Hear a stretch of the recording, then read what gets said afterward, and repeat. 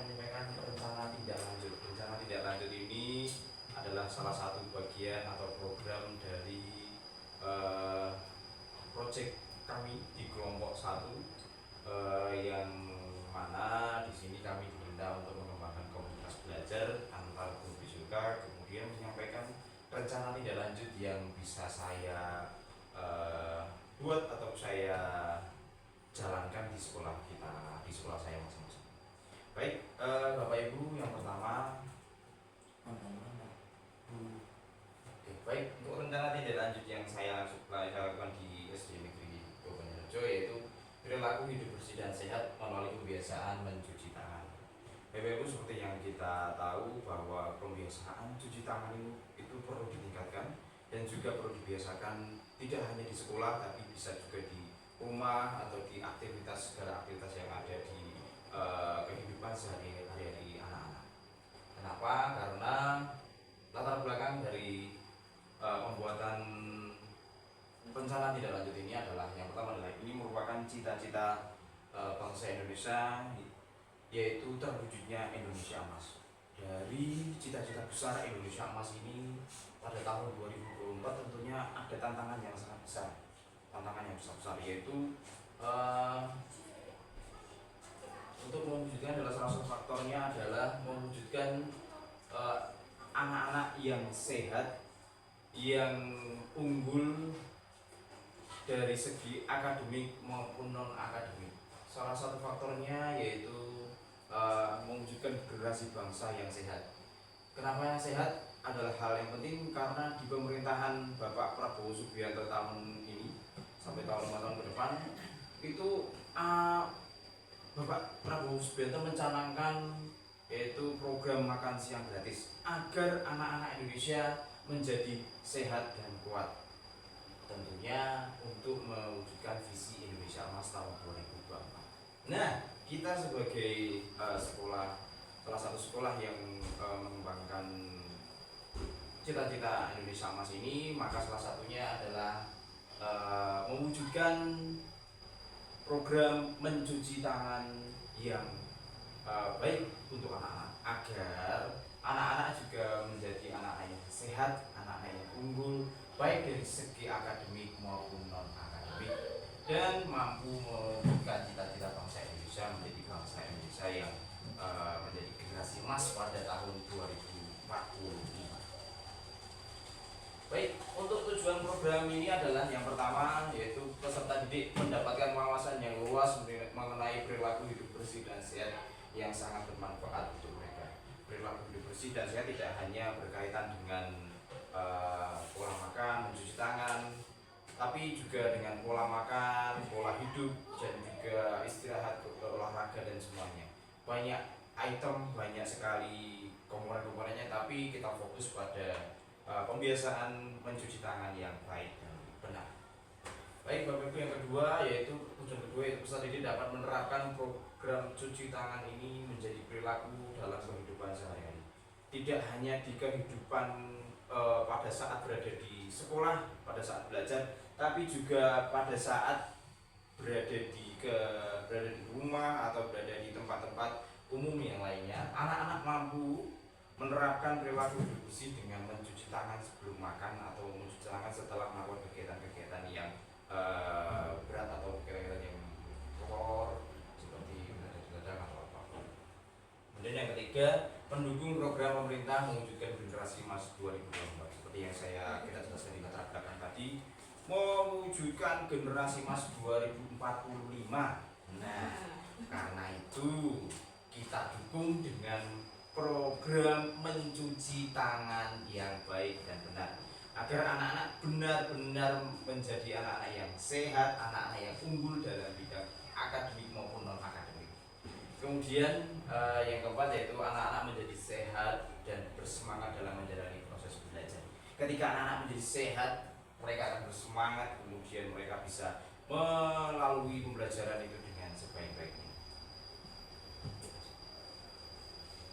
Oke, baik, yang ketiga yaitu capaian langkah-langkah dan hasil yang diharapkan untuk tiap tujuan. Yang pertama, peserta didik dapat menerapkan perilaku hidup bersih dan sehat ini pada saat kegiatan belajar di sekolah. bisa menerapkan pada saat di sekolah, walaupun tanpa pengawasan dari kita Bapak Ibu guru, pengawasan dari orang tua. Mereka sudah memiliki kesadaran sendiri melalui program mencuci tangan ini. Mereka ketika mereka makan atau akan jajan, mereka sudah bisa memiliki kesadaran untuk mencuci tangan. Kemudian peserta didik dapat menerapkan perilaku bersih dan sehat ini di rumah atau di kehidupan sehari-hari. Jadi ketika mereka berada di rumah, tidak hanya di sekolah, mereka juga mampu menerapkan perilaku hidup bersih dan sehat ini, yaitu dengan mencuci tangan yang baik agar kesehatan mereka, derajat kesehatan mereka menjadi lebih baik lagi.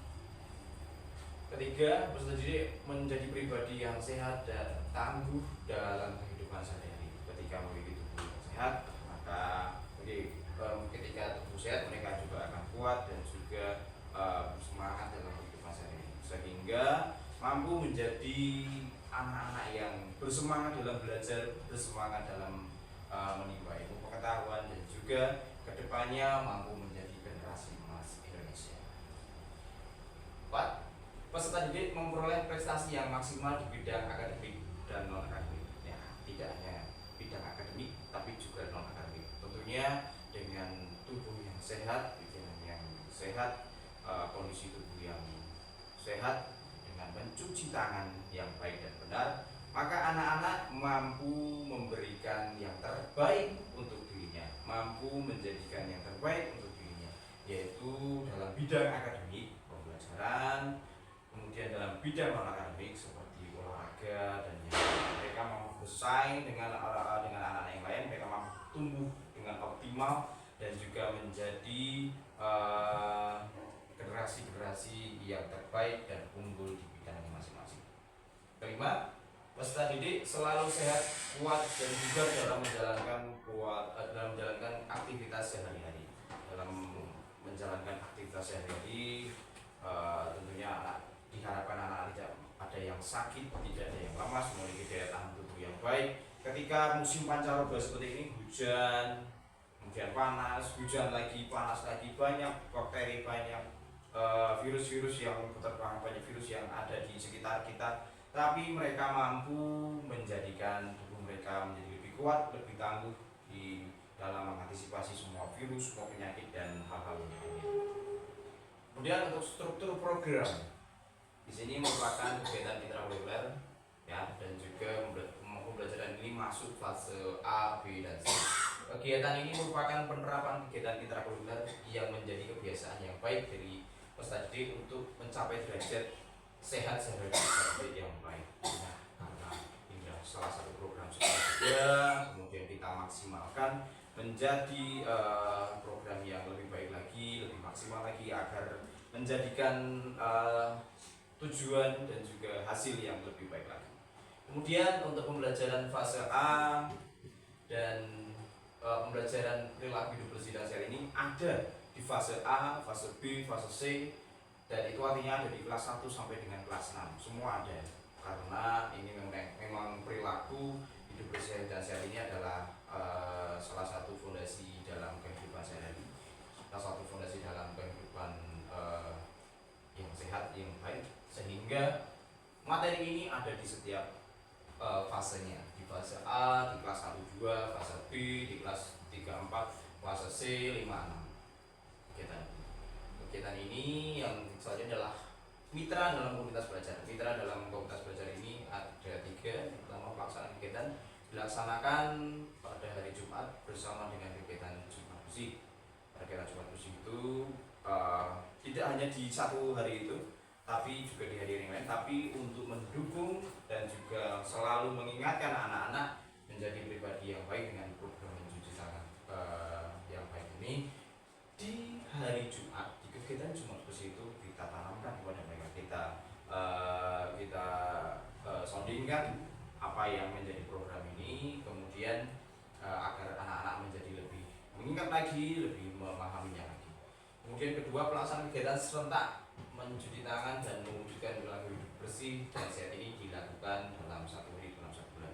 Jadwalnya mungkin 1 hari dalam 1 bulan, karena begitu banyak kegiatan dalam kalender akademik dan juga pelaksanaannya. Untuk program ini kita laksanakan pelaksanaannya, pembiasaannya, evaluasi dan juga nanti refleksinya dilakukan setiap hari dalam kehidupan dalam pembelajaran STM. Kemudian ketiga, pelaksanaannya akan berkolaborasi dengan semua guru, termasuk guru kelas, kemudian guru agama dan juga guru BCK, semua warga. Jadi semuanya mampu bersinergi dengan baik, mengarahkan, membina, membimbing anak-anak menjadi pribadi yang mampu menjadi generasi emas dengan program mencuci tangan. Kemudian kapasitas yang harus dimiliki sekolah, kita ada 3 aset, yaitu aset manusia. Yang pertama adalah ibu kepala sekolah sebagai pembimbing dan pemberi wewenang memberi izin. Kemudian koordinator kegiatan sebagai penanggung jawab, dan anggota adalah semua guru dan staf yang membantu jalannya. Kemudian aset fisik yaitu jaringan internet, laptop, HP untuk mencari informasi tentang hal yang baik tentang program mencuci tangan ini.